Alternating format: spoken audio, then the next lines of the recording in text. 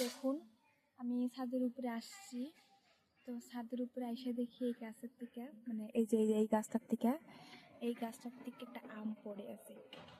মানে গাছে তো এবার আম এমনিতেই কম, তার মধ্যে পড়ে আছে ঝড় বৃষ্টি, মানে আজকে একটু বৃষ্টি হয়েছে।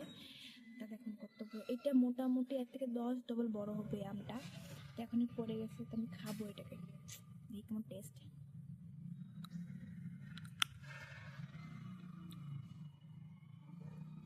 তিতা তেতো, আর পুরো তেতো তেতো, মানে এখনো বাড়তি হয়নি না।